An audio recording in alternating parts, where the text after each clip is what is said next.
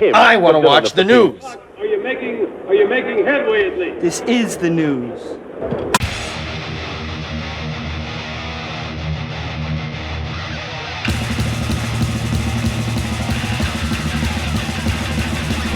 Smack on my gob, it is time for the only news that matters. And Mötley Crüe recently announced a new 3-song EP titled Cancelled.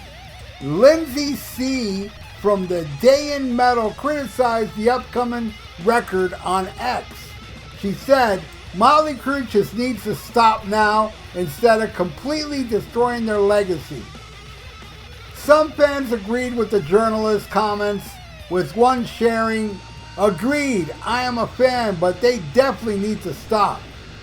I love the Crüe and all, but I have no idea why they're still touring.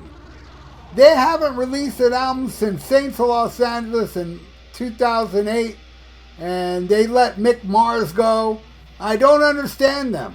The band recorded 3 songs for a new EP produced by Rock, Dogs of War, Cancelled, and a cover of the Beastie Boys, You Gotta Fight for Your Right to Party. It was really great going in the studio, they said, and working out some tracks together. What started out as a couple demo ideas turned into this EP produced by Bob Rock. We look forward to getting back in the studio again soon and writing more new music as well. Hey man, is that a threat? Yeah, that's how I took it.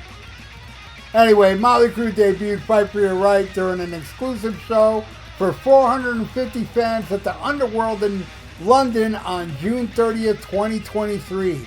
Dogs of War later arrived as a single in the spring of 2024.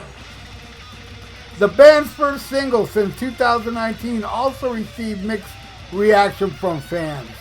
We like the fact that there are kind of a knee-jerk reaction because at least people were listening, Nikki Sixx replied to them in a chat with Rock Kalasker.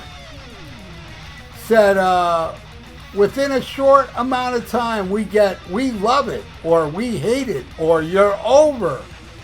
Or you reinvented yourself. It sounds like Shout at the Devil. Or it sucks. And we just sit there and go, that's cool guys, but we didn't really ask for any input from you. We're just artists writing music. And we're pretty cool. I'm happy with it. I like it. So Cancel will be released through Big Machine Records on October 4th. Yeah. Sure, somebody said it sounds like Shout at the Devil. What the hell? Give me a break. I mean, I can understand you have your little sheep fan saying, it's great, it's awesome. But for somebody to say it sounds like Shout at the Devil, come on, man. Nobody's ever said it. I think even the biggest sheep you have wouldn't say Dogs of War sounds like fucking Shout at the Devil. Give me a break. You know, the fact of the matter is, I gotta be honest, I really don't care. But hey, when there's something so phony and fake, why not talk about it? And you know, every time I talk about these guys, a lot of people are interested to see that news segment, and a lot of people engage in the comments. And I gotta say, man, I say 95 or even 6% of the comments are negative toward Mötley Crüe. There's very few. It's here and there. It's because it's unanimous. And then Nikki Sixx, biggest hypocrite and biggest liar. Well, next to Paul Stanley of Kiss. But, for him to say, oh yeah, people leaving comments, it's awesome. It's awesome that they leave comments saying, oh, it's great, or it sucks, or we sound like Shout at the Devil, Mötley Crüe. But he doesn't like the negative shit. It pisses him off. It's been pissing him off for decades. When Dr. Feelgood came out, and, around between Dr. Feelgood and the 94 album, he always ran around saying, we're musicians first, and musicians this, musicians that. And then, you know, after the 94 album is where he just didn't give a fuck. It was all about money. He tried a little bit, all right, let's try to be current with Generation Swine. You know, trying to fit in with the times, didn't work out. So what do? They run back in the studio and they do like an album. Nikki Sixx has been like saying he hates that music for years and years. You know, oh, the party thing, you know, we're not about that anymore and blah, blah, blah. Where the new Tattoo album, he amplifies it. You know, treat me like a dog I am, porn star, all this stuff. It's a total throwback to the 80s because they knew. Nikki Sixx knew, you can't stay current, dude. You were known as his hair party band, and that's what you got to go in the studio and do. Especially now that Tommy Lee left to become a rapper. Now you don't have Tommy Lee holding you back. Because, you know, Tommy Lee, you wanted to get more. You know, Tommy Lee, I'm sure, was very responsible for Generation Swine.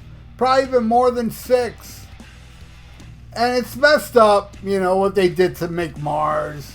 You know, Mick Mars, like, went along with your reunion after the contract bullshit. You know, even back then, Mick Mars was saying, hey, if we ever get back together, I'll buy everybody a free ticket. You know, because he was convinced that's it. You know, it's the end of it. He was playing along with the guys, and then he played along with them again when they came back to do a stadium tour because their solo shit didn't work out.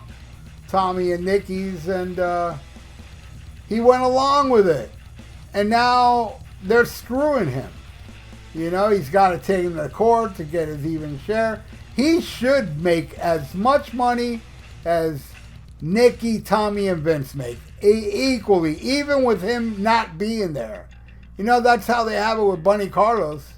Bunny Carlos sits home and makes money off Cheap Trick going out on the road, you know. And they should pay Mick Mars because he was a team player in your bullshit band. I heard all the guitars on that Saints of Los Angeles with DJ Ashba. You know, or maybe they threw a bone to Mick on a song or two, but I know most of that album was not Mick Mars. You know? That's a team player. He still stayed in the band while you dicked him over like that. And then, you know, he went in the press saying how they dicked him over during Generation Swine. You know? I love the song Glitter, but the guitar solo is fucking horrible. It's terrible. And you know, Mick Mars didn't come up with it. That's, you know, Tommy, Nicky, and whoever that producer was made him play that garbage. And he did it because he's a team player. He deserves 25% of what you all are making because he's a team player and he lived a lie. So pay him for living a lie. After all, Nikki Sixx is living a lie. Hey, so is Tommy Lee. You know, Vince Neil's the only one that really cares about that music. The other three can care less. They're not really fans of the Mötley Crüe thing. Vince is. You know what's crazy, man? This is insane. Vince Neil, when he goes out and does solo shows, he gets paid $40,000 for a gig. Let that sink in for a second. That guy makes $40,000 a solo gig. And you know what? He's always getting booked. And for him to always get booked, charging $40,000, it means these people are more than breaking even. So somehow or another, Vince Neil going out there on his own can cash in 40 grand. But the reason he can do that is because Vince Neil goes out there and just plays Mötley Crüe stuff. Where Nicky and Tommy can't go out. Even if they go out, oh, we'll do Mötley Crüe stuff, but you don't have Vince, you don't have the voice, and nobody cares. You know, Tommy Lee, go out on tour and do your that Methods of Mayhem garbage. Nikki Sixx, go out on tour and do 6 a.m. You won't be making the kind of money Vince Neil's making because Vince Neil is singing Mötley Crüe songs and you guys aren't. Anyway, what do you all think? The fans, a lot of fans have spoken out. Shut up already. You suck. Stop it. You're going to ruin your legacy and blah, blah, blah. What do you think? Are you with them? Or are you against them and you love Mötley Crüe and you love that song, the new song, Dogs of War, and their cover of the Beastie Boys? Let me hear you in the comments below. So thank you so much, everybody, for watching the only news that matters. Please subscribe to my channel if you haven't, and ring that little notification bell, and like the video, because that is good for the YouTube algorithms. So stay frosty, listen to Black Sabbath, and smack 'em a gob. Farewell and adieu to you fair Spanish ladies. Farewell and adieu, you ladies of Spain. For we've received orders for to sail back to Boston. And so never more shall we see you again.